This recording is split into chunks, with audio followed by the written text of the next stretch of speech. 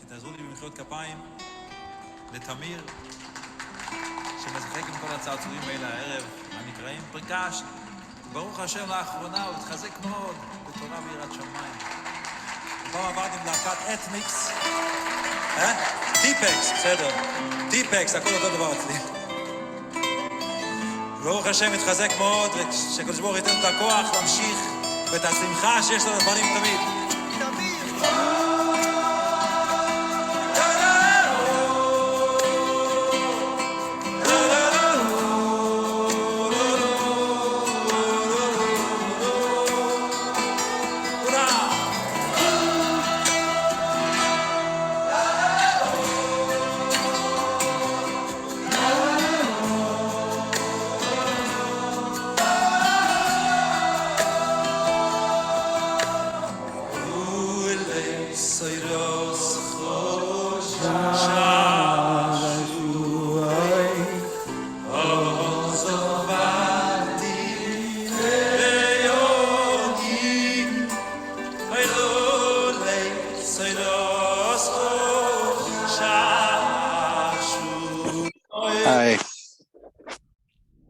Sorry I look so frumpy, but I just got home from babysitting, so I'm not changing until I go to shower and go to bed.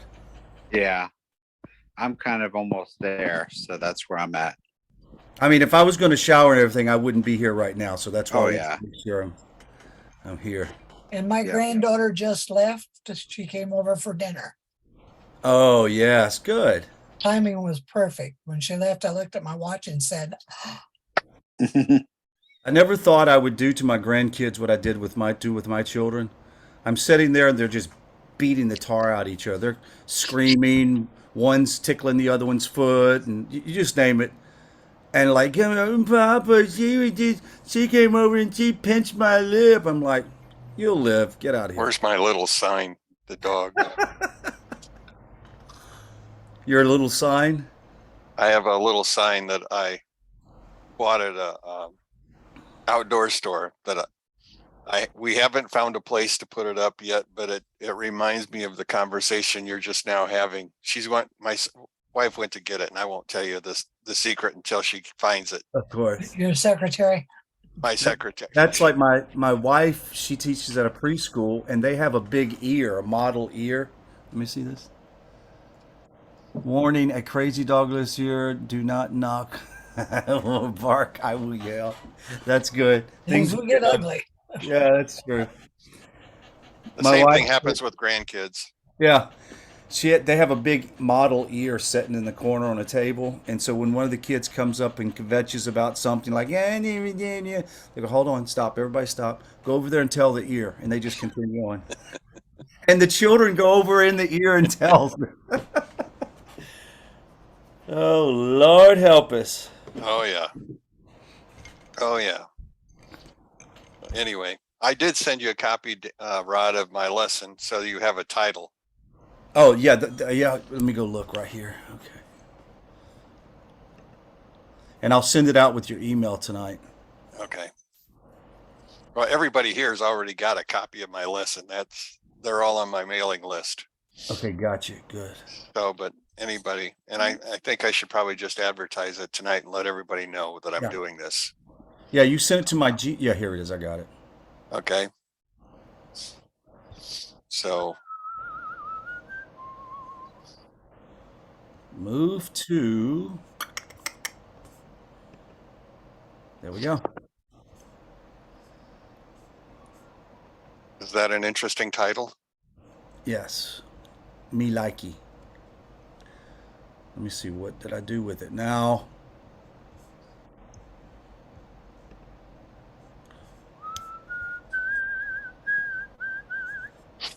Well, now I can't find it. Hold on, I'll find it. It's all right. I put it in its own special folder. Now I can't find it. Oh, here we go. Here we go. All right. So anyway.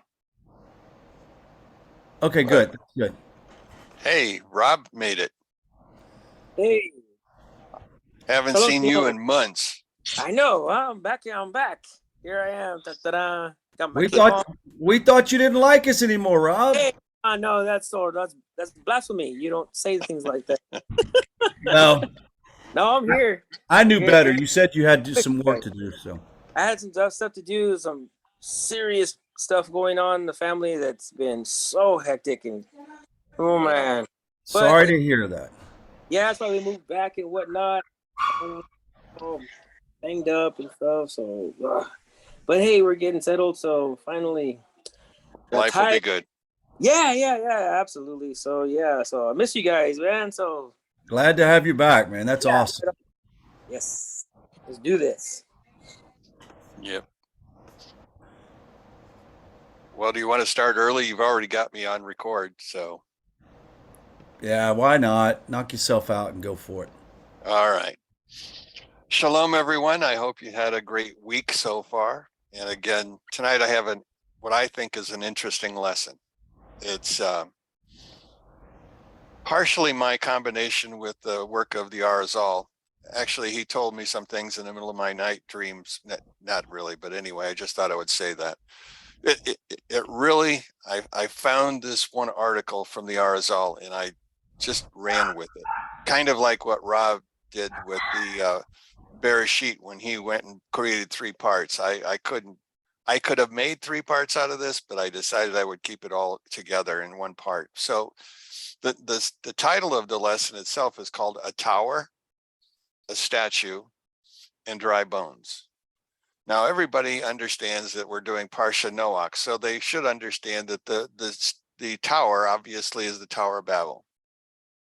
The statue goes from Nimrod or to Nebuchadnezzar, who the Arizal ties Nimrod and Nebuchadnezzar together as one being, and we'll get into that.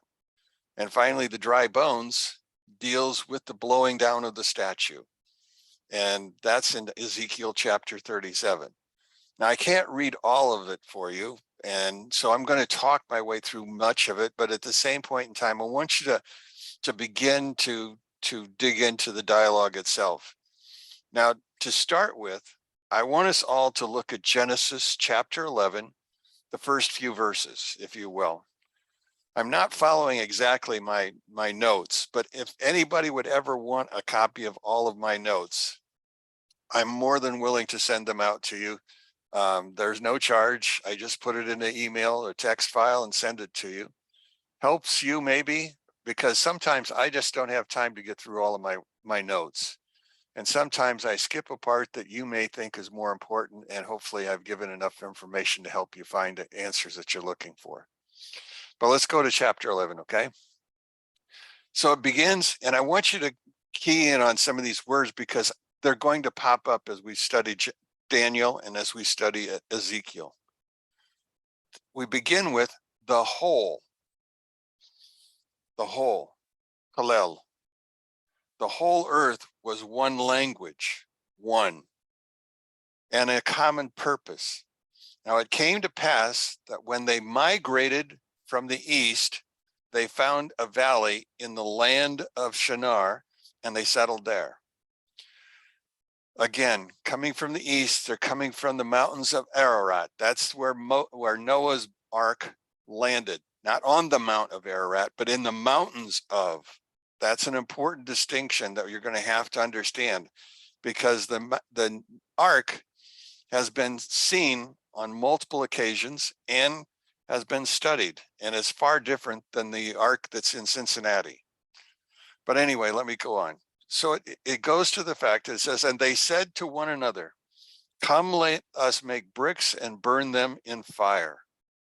Now the bricks that they're burning in fire, he goes on to say, and the brick served them as stone, and the bitumen served them as mortar. Bitumen is an asphalt. So they're going to use bricks and asphalt to build this structure.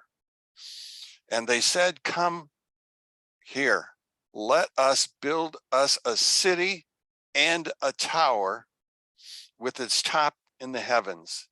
And let us make a name for ourselves, lest we be dispersed across the whole earth.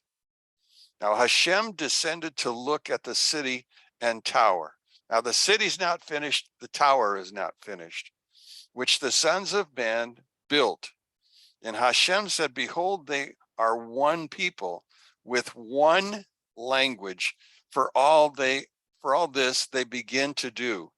And now should it not be withheld from them all they proposed to do. So the purpose is important. Come, let us descend, and there confuse their languages, or their language, that they should not understand one another's language.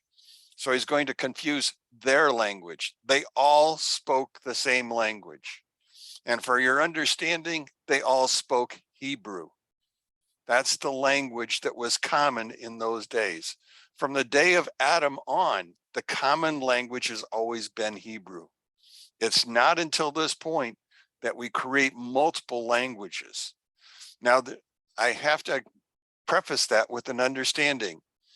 You and I speak English here in Texas and Indiana. The Texas English is a little bit different because of y'all. We also know that there's Cajun English. We also know there's lots of other style, but they're all English.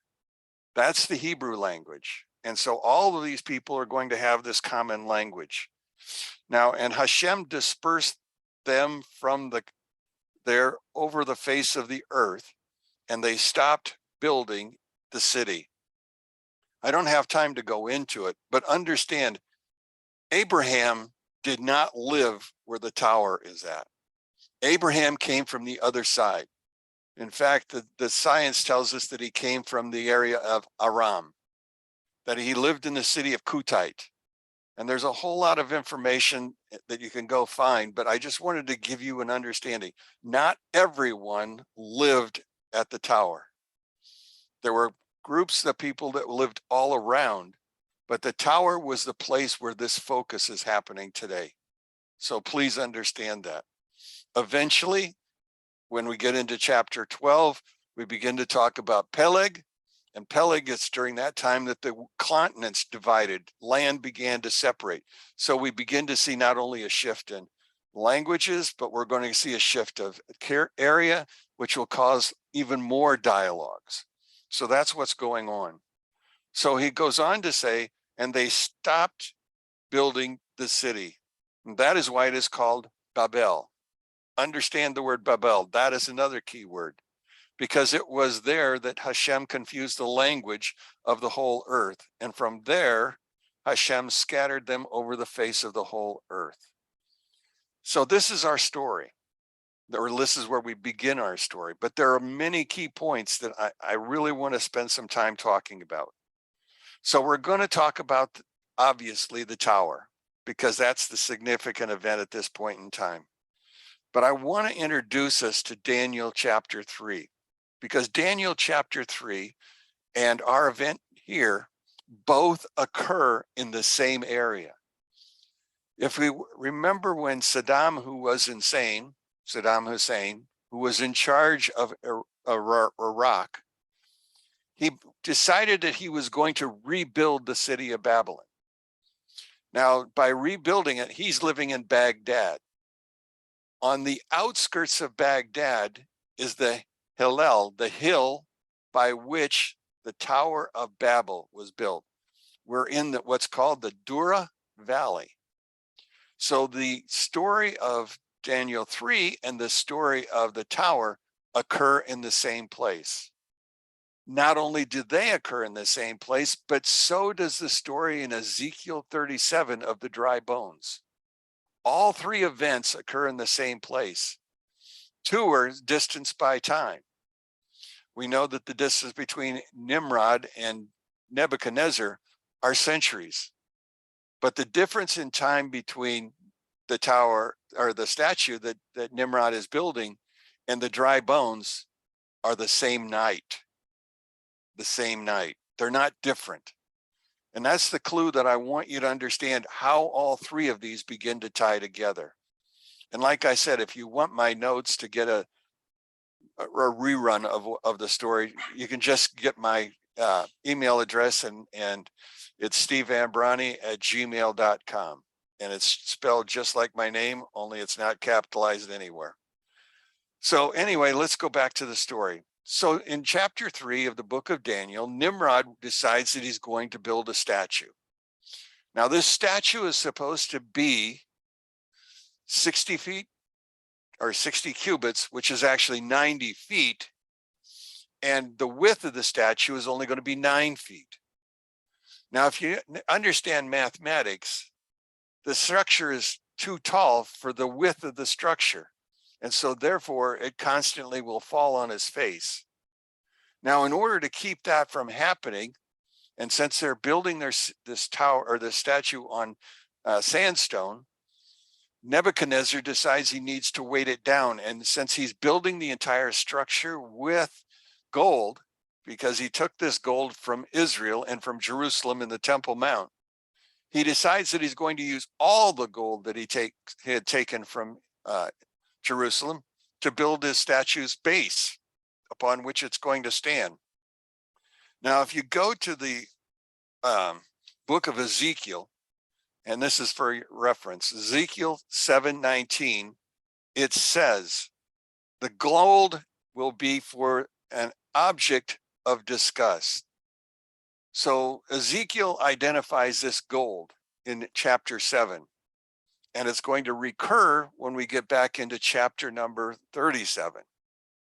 I want you to understand the word of God says by Isaiah, here a little, there a little, the word of God is built.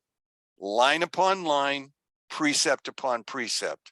You're not going to find everything you want in one place. You're going to have to draw on multiple places. And that's what I'm trying to do tonight, is to draw on multiple places for you. Now, Nebuchadnezzar not only wants to be king and recognized as king, he also wants to be God. And that should be understood by the fact that this statue that he's building, he wants all the nations, the world, to gather together so that it can be coronated for him to be not only king, but God. Now, why does he want to do that, or what is he doing? Well, the Arizal said that we need to understand the name Nebuchadnezzar, because that's not just his name. There's a part in there, Nezer, which should not really have been attached. It simply means the ruler. Nezer means the ruler. His real name would have been Nebuchad. And the idea behind that, well, I'll get to that later. The understanding then is he and Nimrod are going to be twins. Let me preface it with this. The first letter of both names is a nun. The last letter of both names is a dalet.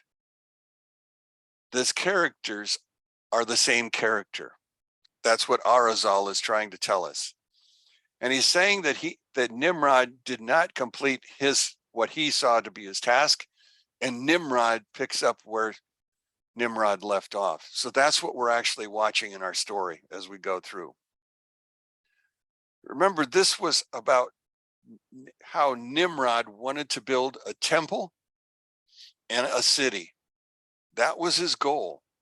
This tower would have been a temple to the sun god. That was what its original idea was. This is about what I would call a ziggurat. And a ziggurat is simply a pyramid-shaped building that goes higher and higher. And I know that there are pictures that show it as a conal-shaped building and with the spiral stairs and all of the other things. That might be the structure around it, but the idea is that this is a ziggurat. If we go to, I'm off the subject, I'm bird walking for a second. If I want to look at a similar kind of structure, I would go to Mexico to look at the temples in Mexico. But I probably would also go to Egypt and the pyramids. You see, the pyramids themselves are structures that are built in such a way that they point directly north, not magnetic north, but towards true north. That's where they actually point, all of them. Not one, not two, all of them. If you take the other statue that's there, and that's the Sphinx, and remember the Sphinx has a lady for a head and a lion for the body. Now we're talking about the Mazalot. We're talking about the zodiac. The statue of the Sphinx, one day a year, literally divides Virgo and Leo. Do you understand what I'm saying? That this is all structure, goes back to Genesis, goes back to what Rod was talking about when he started talking about Mazalots and all of those things. That's what we're talking about. So he wanted to build a structure, Nimrod did, that would allow them to now begin the process of worship of the sun god, not God. And again, one of the things that will happen is that Nimrod intends to change and become that God. That's what he's working for. Nimrod is doing the same thing in his story. He wants to be God. And so we have all of these characters. Now, Nebuchadnezzar was using the statue in order to subvert God. But if we go back to let's go back to Daniel for a second and try to work all of this story together. Remember, Daniel himself will not be at this event. Daniel will be gone. And there's a reason for Daniel being gone. And so that reason is found in the book of Sanhedrin in chapter 93. It's also read in the Nimrash Shir HaShirim. Also talks about the same thing. And so I'm going to try to combine a little bit both of them. When you get into the 80s, 90s, and 100s in the book of Sanhedrin, you are really looking at future events as well as past. It's going to be an overlapping thing. God uses the same things over and over again. That's why the dates become so important when you read and understand and look at what's in the scriptures. And so here we go. So these three characters, Hananiah, Mishael, and Azariah, which we know better as Shadrach, Meshach, and Abednego, will be the representatives for Israel at this event, at this calling together of all the nations. They will represent Israel. Now, upon them then falls the idea, do we or do we not bow to the image? That's significant.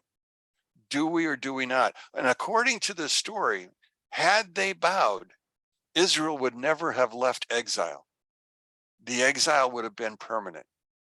And so these three men, and they are not prophets, they never prophesy any event. They simply are students of Daniel. And these three students now find themselves in a very precarious position. They hold title within the government. They're under the control of Daniel, but Daniel's not going to be there. So they have no cue to follow. And so what does it happen? They go to Daniel before he leaves on his mission. And they ask Daniel, what should we do? Well, Daniel doesn't answer them. All he says is, I want you to go to see Ezekiel. You see, Daniel and Ezekiel are both prophets during the same period. They are amongst the others. So Daniel says, go to see Ezekiel. Well, the three go over to where Ezekiel's at. He's not in Babylon, or he's not in Babylon. He's in a city outside that. And so they walk to where he's at and they ask Ezekiel, what should we do? Ezekiel then tells them, well, Isaiah told me that it's best to just simply flee. But they couldn't flee. They wouldn't flee. And so Ezekiel leaves the room, and later he comes back and they're still there. And he says to them, understand that your God will not protect you. Now he puts a greater burden on the three men, because now they know God is not going to protect them. What do we do? Well, it takes us to another story, because they began to argue amongst themselves. Well, what do we look at? What events can we use to help us understand what to do? And so they went back to the book of Exodus, back to the story of the frogs. You see, the frogs way back when God had Moses go and talk to them, he told them the frogs are going to cover the land. Well, they did cover the land. In fact, as they covered the land, they even went into the fire. They even went into the food, into the crock pots, into anything. But the fire was the most significant event, because you see, they understood that if they choose not to bow, that their life expectancy was going to be very short and their punishment would be a fiery furnace. That's what they understood. And so the men came back prepared for that story. It's the same story that's going on today, because there are many that find themselves not in a fiery literal furnace, but they find themselves in a situation where they are looked upon like frogs. Now, I want to read a section to you, because I don't want to make a mistake and give you some words that are wrong. In my notes, if you have my notes, it's on page 4. It begins by saying, God set up the workings of the world such that ideally his benevolence flows primarily and directly to the forces of holiness and goodness. And in order for that to have what they need to carry out his purpose. So God flows energy, which we call shefa in Hebrew, energy to the good side. Now, Nebuchadnezzar hoped to use that statue to receive the benevolence and the 70 celestial princes, because remember, every nation has a prince or an angel over it. And he was going to use the statue almost like a radio tower to collect the information, the shefa from God, and bring it down. And to use the 70 angels, the 70 princes, for his purpose. Because you see, he wanted to be God. So it goes on to say, I go on to say, only a residual flow of beneficence reaches the forces of evil now, just enough to keep them in existence so that they can fulfill the role God has placed for them here. Do you hear what I'm saying? Greater is he who is in you than he that is in the world. We have a God who gives us greater energy than an evil man can put up against us. Certainly he can kill our bodies, but just as certainly he cannot kill our spirit. That belongs to God, and there's great energy flowing. Right now, we're in a world, as the Sanhedrin speaks, in the end days, when what we will find ourselves facing is the greatest amount of evil possible. That's what's really going on now.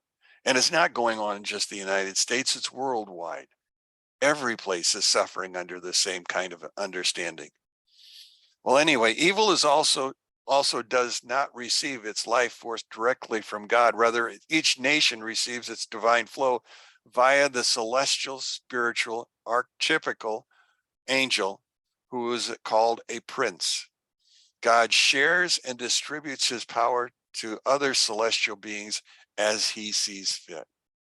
That's why some nations rise and some nations fall, depending on the amount of energy God gives to that nation. Now, I can give you chapter 7 and 8, and I can talk to you about all of the rising empires and falling empires, but that's not for tonight. Sometime I think I would like to teach, and I think I've talked with Rod about teaching the book of Daniel for those who have not studied it, at least have studied it in a Hebrew kind of a text. Well, anyway, let me go on. In our story then, Nebuchadnezzar has already brought 2 different dispersions to Babylon. The first dispersion brought Daniel. Later, he brings with him Ezekiel in the second flow.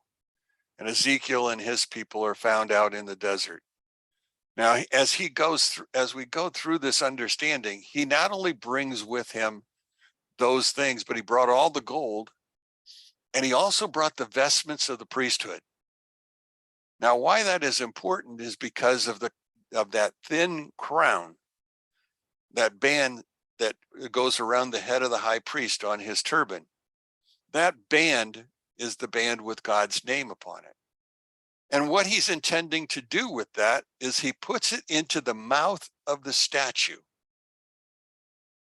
You see, Nebuchadnezzar doesn't know Hebrew. Remember, the languages are distorted back at the point of the tower. And so Nimrod calls upon that plate in the mouth of the statue in order to call order to worship. That's what's going on at this particular point in time. Everyone has gathered.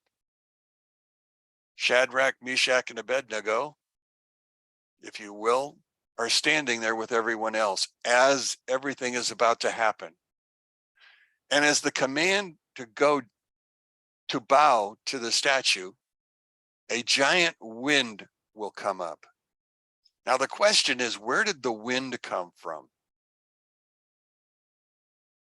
The rabbis say that was the wind that occurred in Ezekiel chapter 37 over the dry bones. You see, the story of the dry bones is also from the valley of Dura. All of it is from there. Ezekiel goes to this valley because the Spirit of God lifts him and carries him there. And he stands over all of the things that are going, all the dry bones.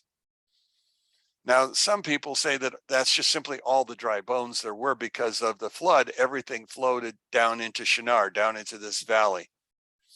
Now, according to the Jews, this is where a massive amount of Ephraimites found themselves murdered by the Chaldeans. You see, there in the story of the Exodus, before the Exodus actually happened, Moses had created amongst the Ephraimites, why are we still here? And they left 100,000 of them to 600,000, according to the story, left and went on home. Some say the Philistines chased them to Dura. No understanding of how that happened, but the understanding is that there was something that was a major happening. And so our character, Ezekiel, is over and watches. And we remember the rest of the story, don't we? We remember the fact that he's asked, can these dry bones live? He said, well, it's up to you. In other words, he did not affirm with faith that these bones could come back together, that the Spirit of God could enter into them, but he deferred. Remember Adam back in the beginning? He deferred to say that he was involved. It's her fault. Do you remember Cain says, I'm not my brother's keeper?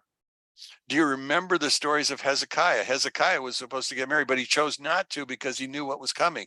And so all of these characters have the same thing in common. They all deferred. Now, in our story then, Ezekiel's deference is going to cost him the opportunity to return back to Israel. He will die in the land of the Babylonians and he'll be buried there, not back in Israel. Well, anyway, that's the story. Now, what happened in this story, once God began to form the bones, he also created a wind that came out of the north and circulated. Now that wind then moved. Now the idea is that anything from the north is a prophetic event. So prophetically, this wind comes from the north and knocks the statue over, but not before Nebuchadnezzar sees all of them bowed except the three men. So in our story, then we got to go back to the understanding of now what's going to happen.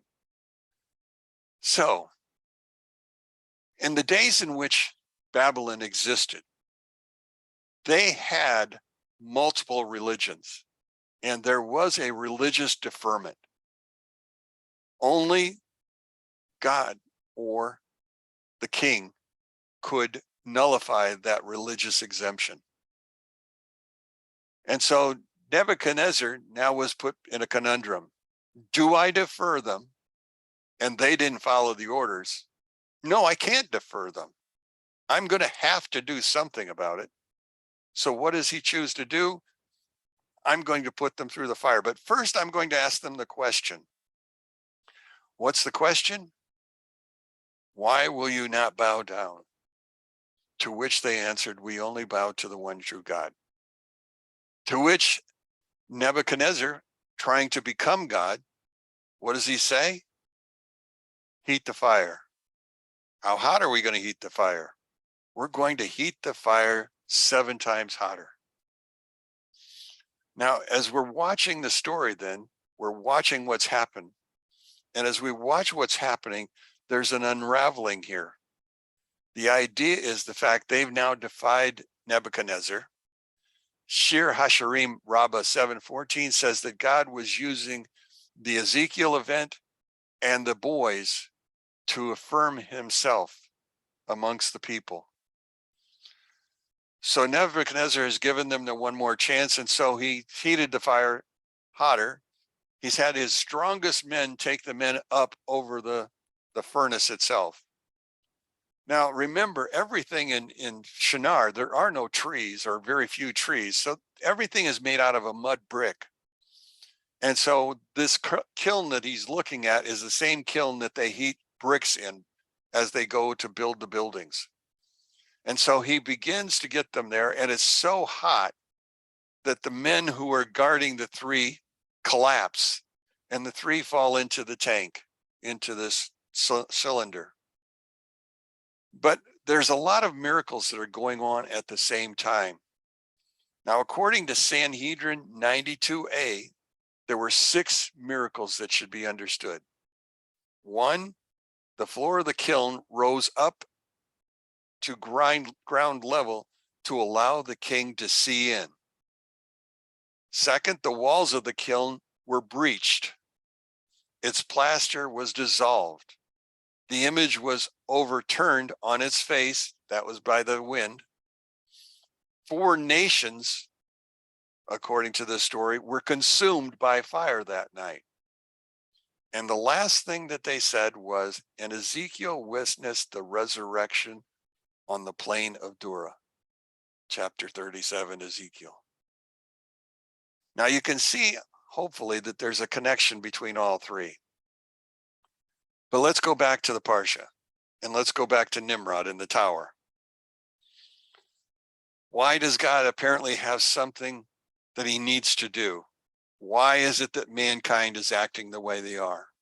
That seems to be as much a problem for him. We knew that all of the people, no matter where they were, came from Noach and his 3 sons. The language they came off the boat with was Hebrew. Hebrew was the common language. Hebrew was the common language even before that. Hebrew was the language of Enosh.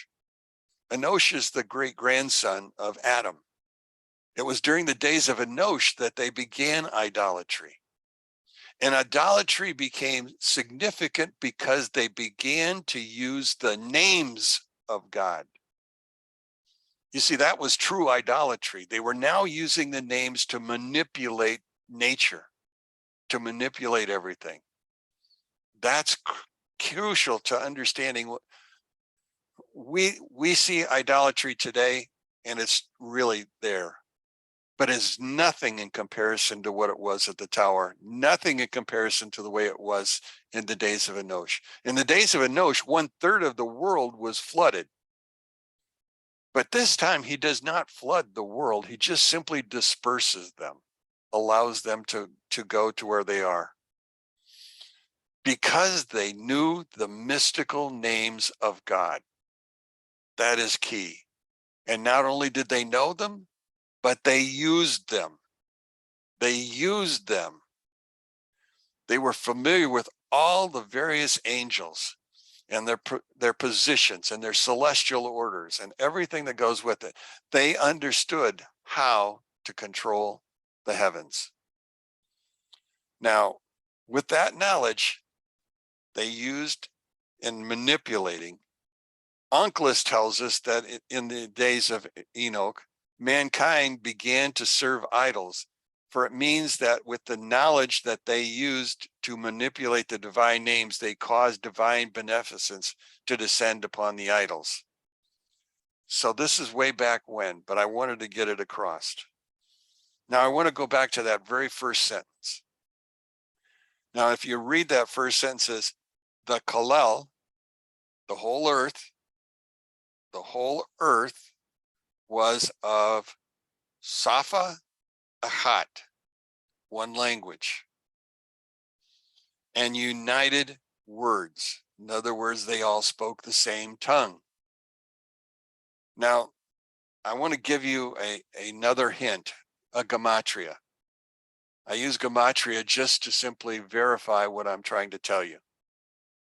Now, the numeric value of the word Kalel, meaning one language, is the same value as the concept of whole, Kalel.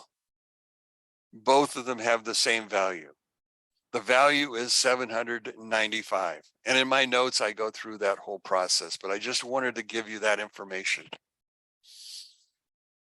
Next thing I want to tell you. And they said, come, let us build ourselves a city and a tower.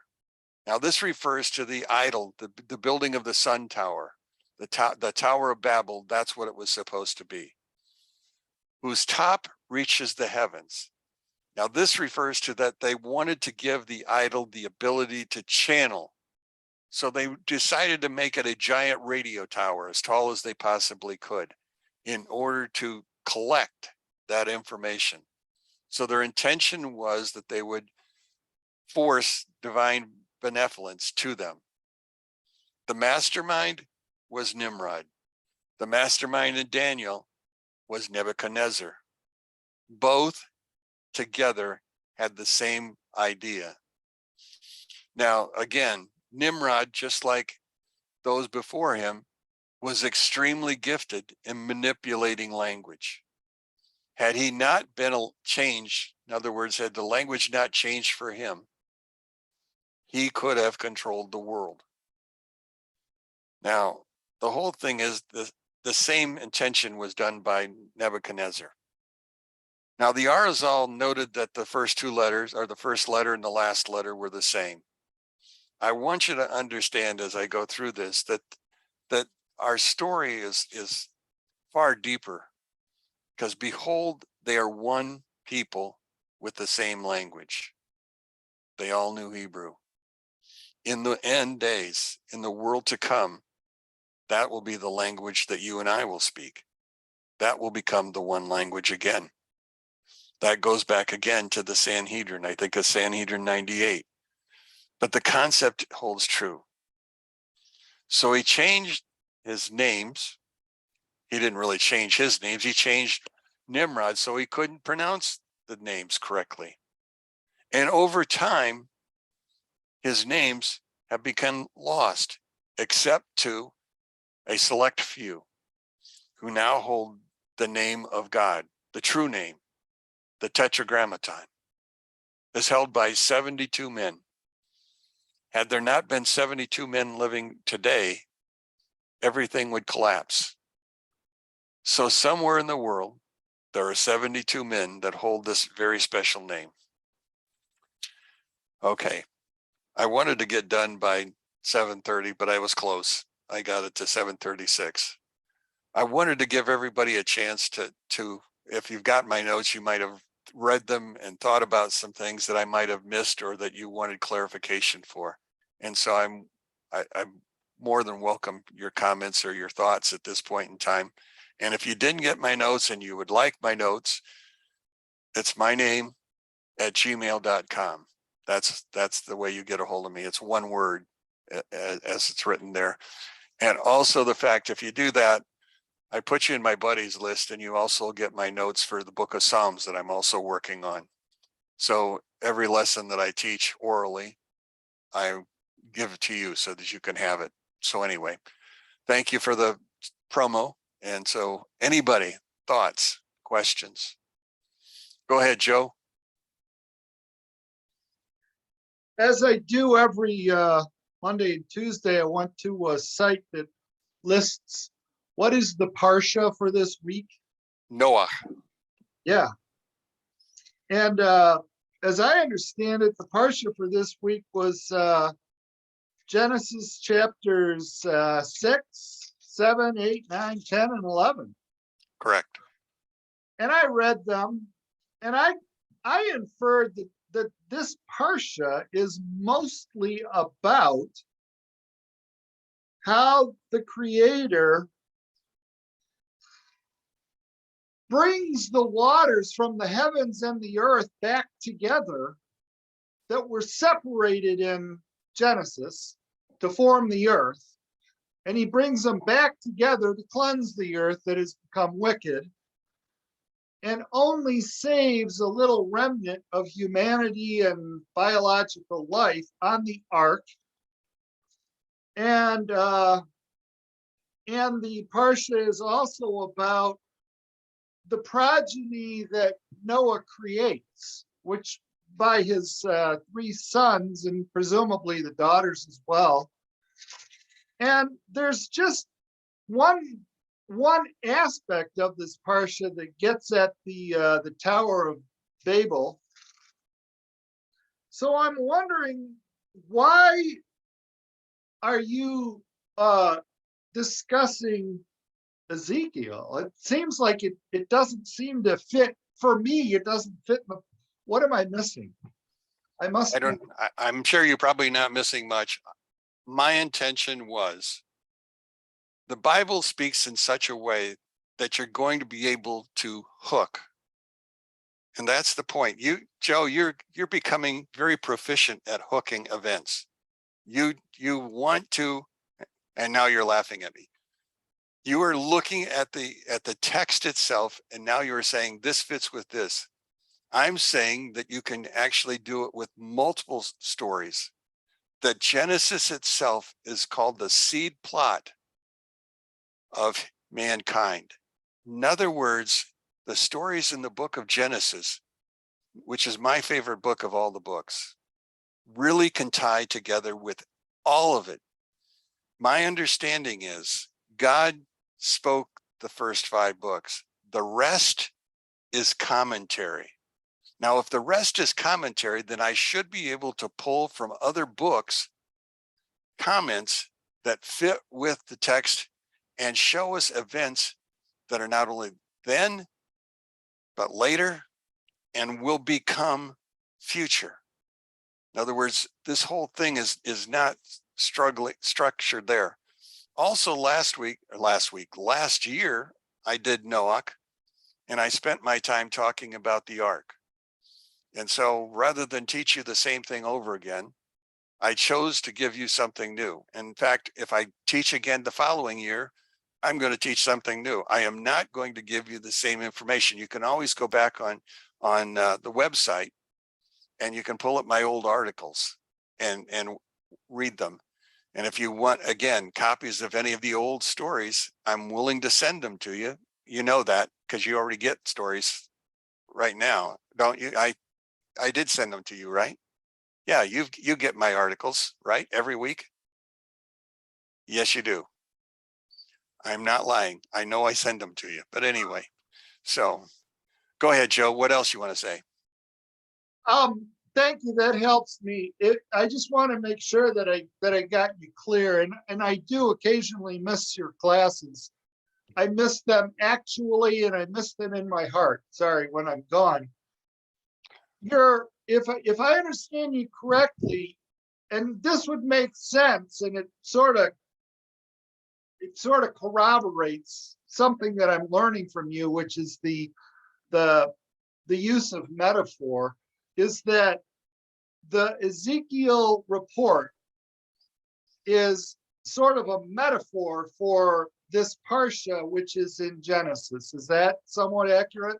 Somewhat. The fact is that the story in Ezekiel 37 was a prophetic vision. Now, as a prophetic vision, it's a dreamlike state. We look at Zechariah, and Zechariah was a priest. Can a priest be with a dead body? No. but yet we find that he circled around them and was over them. So physically, he couldn't have been there, but in the spirit, he was there. And his spirit envisioned all that we were talking about. But that vision then also appears as a physical event in the book of Daniel regarding the tower.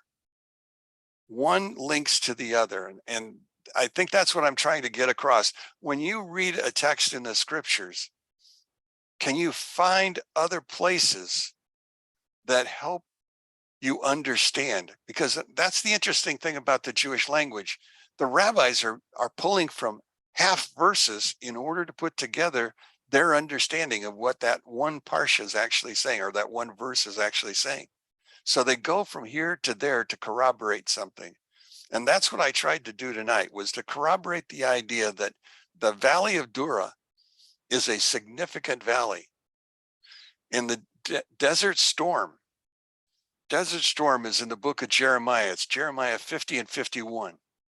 In Desert Storm, those events were played out in the Valley of Dura in Iraq. So we're watching past events and we're watching present events.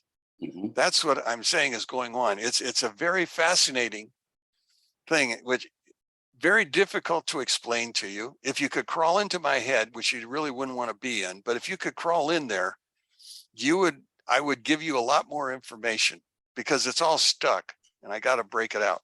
Go ahead, Rod. You can back me up, I hope. You're doing a very good job. As a matter of fact, tomorrow morning, I'm going to sort of expand on that. The whole idea of how it's connected to postmodern times. It's really important to understand.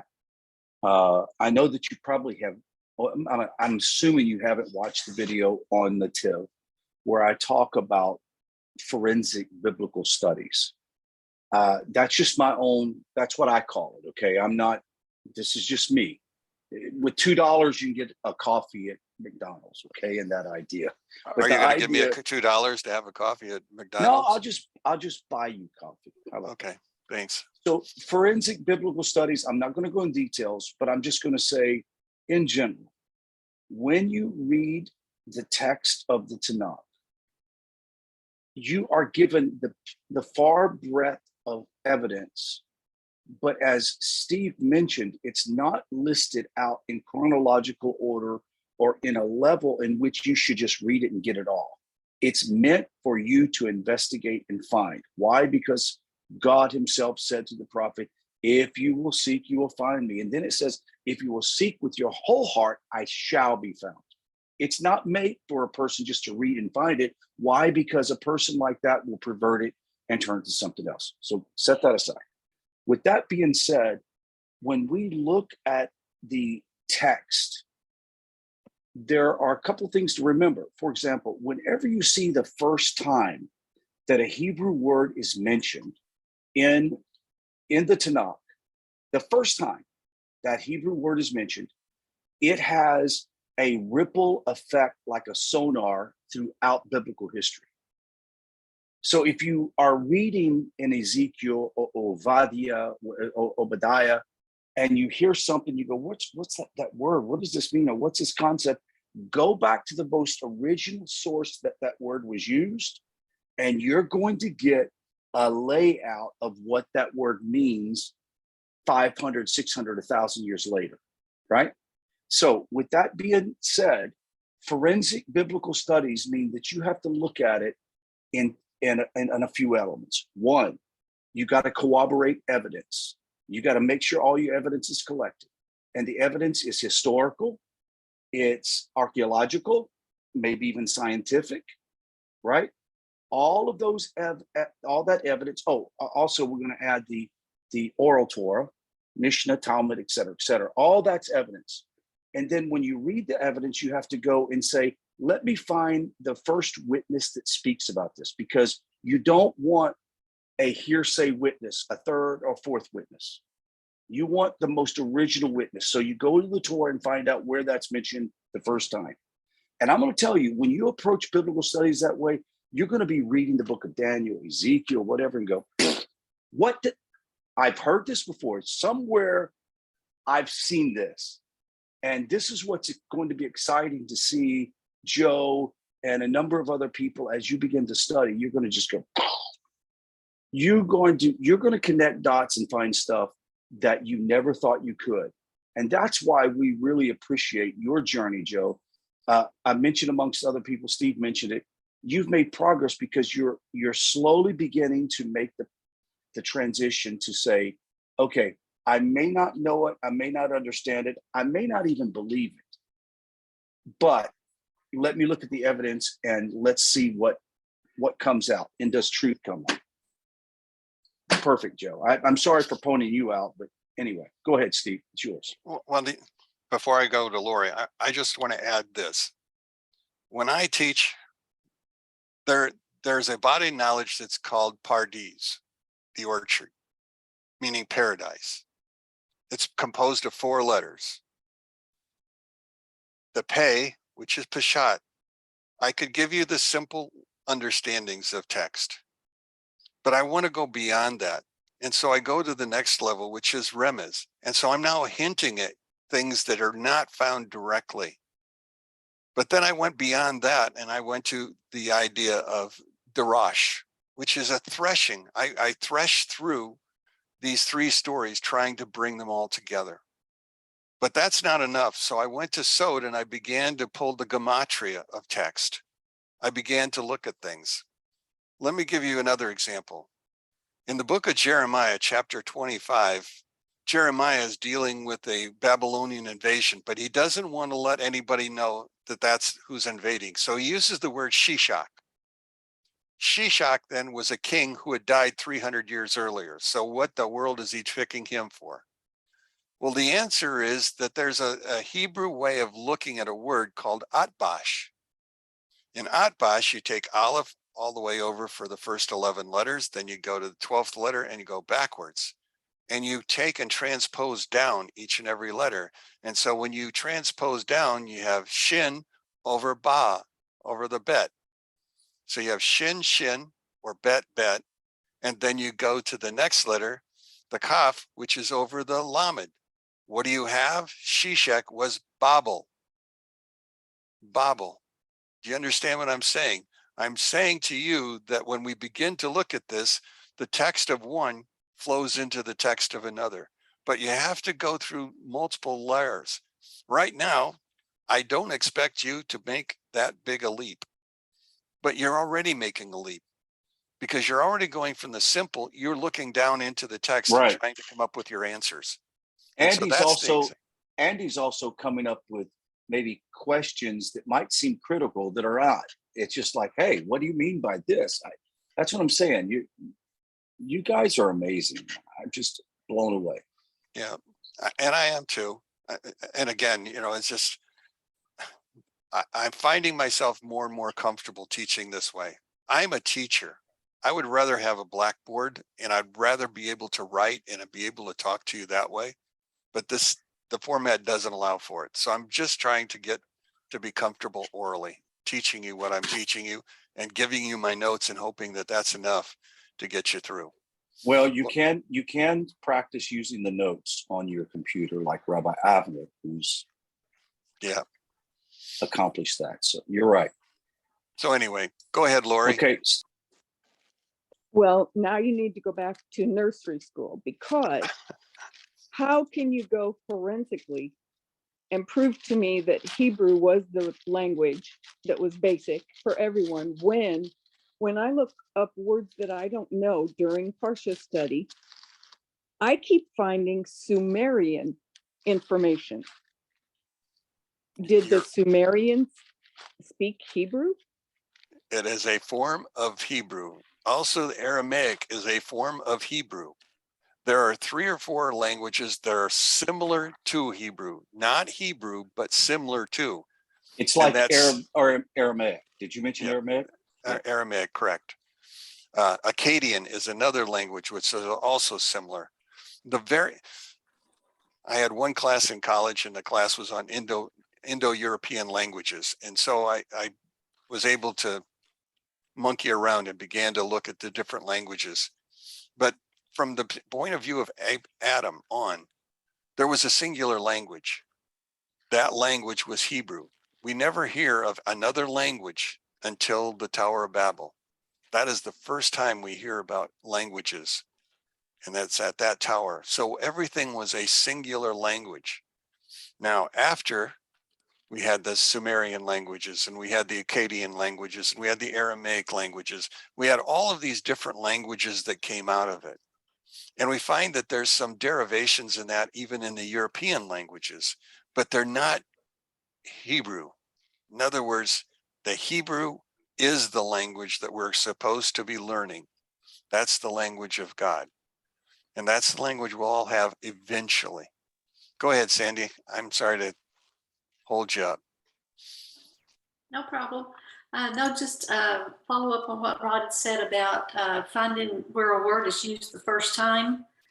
A good tool to find that is in Safaria. And if you click on Tanakh, type in the word you want and just tell it to sort chronologically, it will bring it up in exact orders. First time it appeared, the next time, the next time, the next time. So an easy way to find the first time it appeared. Let me, does everybody know what Safaria is? Let me just see, just raise your hand. I just want to see, because this is an indispensable resource. Joe, do Peggy you know where doesn't it's know. at? Peggy?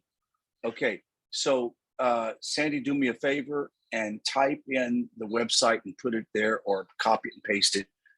It is probably the most important tool we have on the internet now. It used to be Chabad, but Safaria is slowly adding some of the most rare, only Hebrew text available on the internet in English. And so, and it's all, what do you call it? Nexus. Remember the old Nexus system, Steve, in the libraries? It's a Nexus system that connects you to everything. Yeah. Save it and put it on your favorites, guys. It's indispensable. Like you cannot do without it. The only problem is it's very addictive. Do you understand that? In other words, you're going, Yeah. as you're looking at your 3 lessons on Bereshit, how much of it came out of a safari kind of a journey? The idea is the fact that it takes you from language to language, from word to word. Steve, I would even suggest that, can you imagine how exciting a class would be if everybody would use Safaria during the week to prepare for the Parsha in the class, and what we all can contribute? The dream of mine has been a really serious Beit Midrash, a proper place where everybody comes and looks at the text and discusses it. Like, so God willing, in the future, you guys will start studying and go, you know what? I can't let Steve and Joe and Rod and Sandy outdo me. I'm going to have to just come up with some and find some of these treasures myself. You know, again, and so I think, again, we have to make sure that everybody knows what the lesson's going to be about, because Joe, absolutely, there's no way I could teach 5 chapters in 40 minutes. So I picked 11 verses. And there's no way to hit the most important issues, because all of its issues that are correct, especially in Genesis, especially there. Go ahead, Stephen. Glad to hear from you.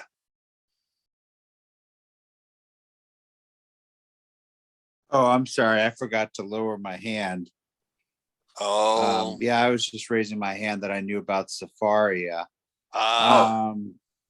Yeah, I guess that's another thing that I kind of just kind of wonder about, is how Hebrew was the first language spoken, and just, I don't know, it's kind of, I guess you're not kind of used to hearing that in a sense, and then this idea that we all spoke one language across the space earth. and time. Yeah. Let me give you a source that's not in Safaria. That source is Sefer Yetzirah. Sefer Yetzirah is the oldest Kabbalistic text that was said to have been orally transmitted by Abraham and passed on. And the basic factors of that whole idea were the 32 gates of wisdom. Now, the 32 gates of wisdom were basically the 22 letters of the Hebrew alphabet and what they call, yes, that's exactly the book, and what they call the 10 Sephirot, or the intellect, the emotions, and the physical actions of our body. God built into the very beginning, from the very beginning, everything through the Hebrew language. Everything is built. The world was formed out of the Hebrew language. God used his lips. He spoke it. I know I said it once before, but I'm going to say it again. The first letter of the Hebrew alphabet of the Torah is the letter Bet. Now, according to Sefer Yetzirah, God formed the words from black fire and white fire. If you look at the letter itself is black fire, but what's around it is white fire. And if you look at that first letter, you actually see, or can see, the letter Pei, which is the letter for mouth. So from the very beginning, God's mouth was used to create the world. That's Abraham talking way back when. So it gives you an understanding that language was always formed from something. And that something was God's 22 letters and the final 4 letters that are going the end.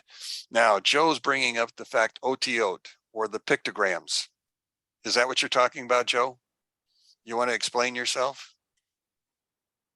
Oh, well, it's kind of odd. Before I joined this fantastic group, thank you for having me, I was somehow connected to a fellow. He died recently, but he was teaching OTO and how those pictograms are messages in themselves. And I it's been a while, but I got the impression that those letters, those symbols eventually became the Hebrew letters. Is that? Exactly. That's why they talk about in Genesis chapter 1, when we talk about the seasons that are there. The seasons are talking about Ot. Ot, again, is about language. So from the very beginning, God built language into even the seasons. Everything is based upon that. That's the goings that are necessary for us to understand. So go ahead, Joe. You want to say something? The most striking message that I got from him was when he translated the OTO letters that spell Creator's name. I forgot the letters. It's Y. Havaya. Right, and he went back to the original letters, the shapes, and explained this is what each of those shapes mean.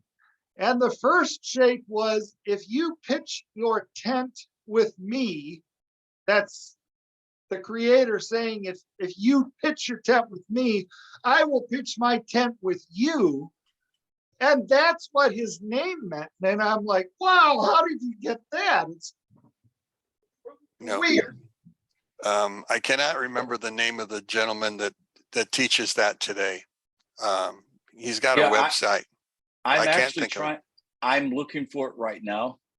I'm right online with you. I've been looking at it, and I'm also looking at a fellow who is a scientist.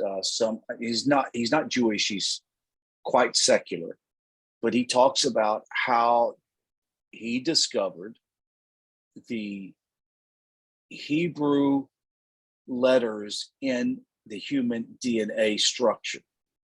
Like it was a mind blower. Like God has encoded it in our DNA. And when they are able to figure it out, it talks about God in man, like very clearly. This guy's not religious. He's not a Christian, a Jew, or whatever. And he says, I don't know how to explain it, but there is a divine source that's in man. Right? So that's a genome study. genome. Genome. Every Oh yeah, genome. Yeah. So every the whole chromosome is built with genes, and so even within the smaller parts called a genome. And that's right. what So people the are whole working on point to deal with is- cancer. Right. So eventually, when Mashiach comes, we will have the ability to discover that and bring it forward. I mentioned to Sandy today that how water molecules and our carbon molecules have all of history written on it, to include our DNA. But why is it I can't remember where I put my keys? It's because we have not tapped in to that. Like, we just simply need a translator. We just need something to help us translate that. I'm an amateur radio operator and I love FM communications, but without a radio, without a satellite, without antennas, you're not going to receive anything. So I believe we're coming into an age, Joe and Peggy and Rob, where we are going to discover this. And it won't be because we built a tower up, but because Hashem has brought glory down, because we have taken Torah and elevated up to connect to him. This is fantastic. It's a great discussion. Joe, go ahead. I'm sorry. I get excited. Okay, somebody just Joe put it on, Alan Horvath. Now, Alan's the one who's dead, though, right? Is that what you're talking about? Okay, so is that the one? I don't know. But it's not the one I was thinking of. There's another gentleman that's doing the exact same thing. He's taking the pictograms and he's doing his studies using the pictograms, and I cannot remember his name. I know the background of his lessons are on brown, and he tried to make it look like a parchment, and I cannot think of his name. But anyway, that's another way to look at it. Okay, so what we'll do is, God willing, Steve and I will move beyond our senior years and remember to post the link up to this tomorrow. So I'm going to wait and save tonight's class and Tuesday night's class and put them all on for Friday or Thursday evening. Does that make sense? And I'll attempt to put those links, because I'm telling you guys, this is what I've been talking about from the beginning. The Hebrew language, the Hebrew letters are an encoded matrix of understanding, and we've not even gotten 1%. I don't even think we've got 1%. I think if we knew it, we would translate ourselves to Shemaim. Well, and we also started late in life, because you got to remember that a Jewish little kid has been learning the Hebrew language a lot longer than you and I have, and he has more elastic in his mouth to be able to speak the letters of the language. I know I was watching a movie today, a crime story, which took place in Paris. Well, I would have had a very difficult time listening to a French-English dialogue.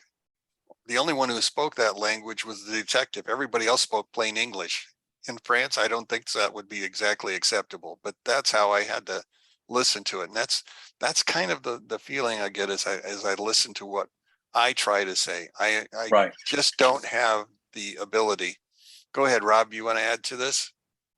Yeah, you didn't watch The Matrix when he took the pill? He hit the forward. We've all watched that. Go ahead.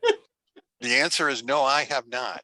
You need to watch it, Steve. I started, but I couldn't handle it. I couldn't keep going. It just you got to do it. When he get the pill, we'll get it. It's okay. Right. Okay. Well, I guess I need that smart pill sooner than I thought. But anyway, that's why I'm doing things the hard way.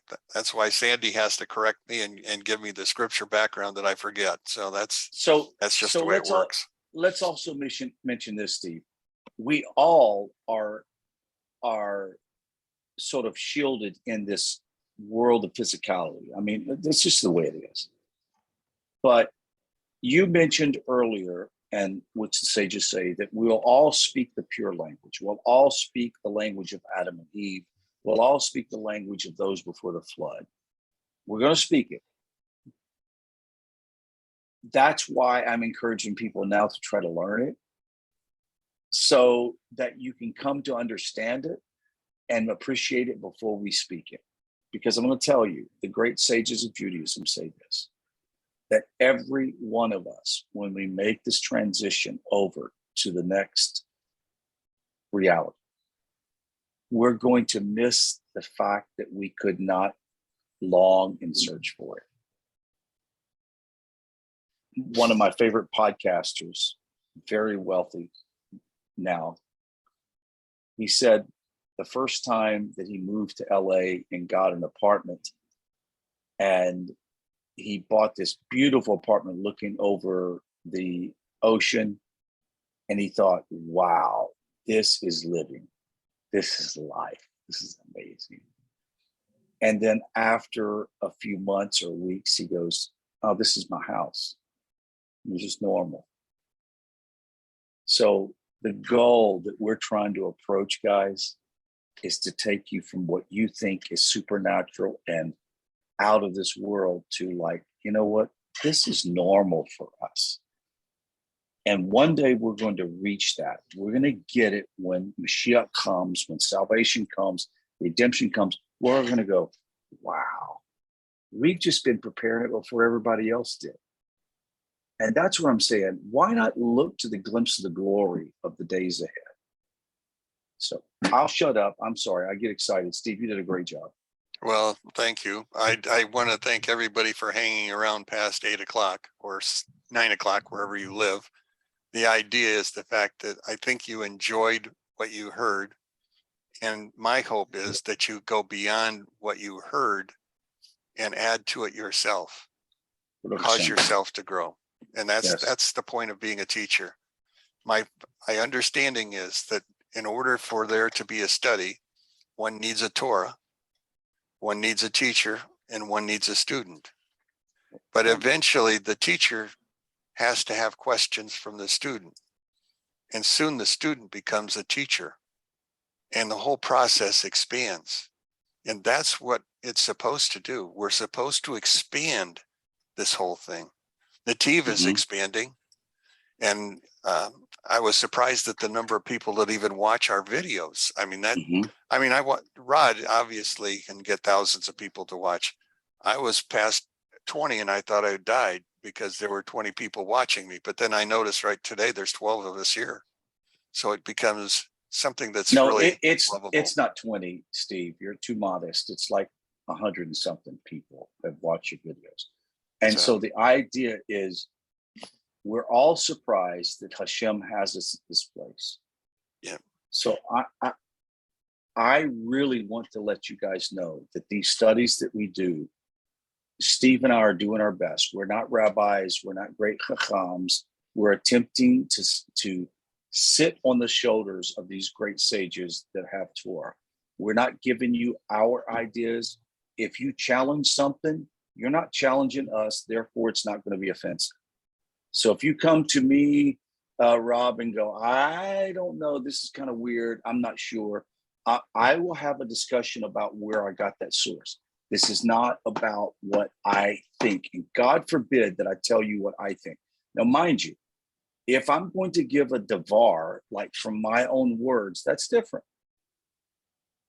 Okay? I mean, we can do that. We have the liberty to do that. But the foundation is always going to be the word that comes through Torah. So somebody else said what Stephen said, thank you. I'm loving all this. Hebrew is strangely addictive. Yes, it is, my friend. It is.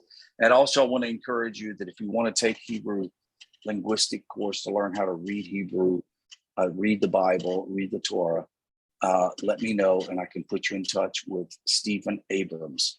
Richard Abrams in London. He is a fantastic guy, amazing teacher. We have all learned from it. So it's fantastic. Steve, do you have any parting remarks so we can go?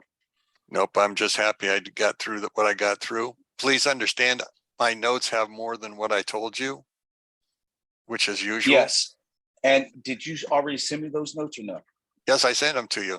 And I sent you the title of the lesson. So you've got everything there. Okay. So I'll do it and I'll send it out with everybody probably Thursday night. or All Friday morning. Shalom, Until y'all. then, shalom, guys. It was a great class. Awesome. Boom. Yep. Shalom. Shalom, See you shalom. later. Shalom. Bye, Peggy, Janan, Mary, Sandy, David, Diana or Deanna.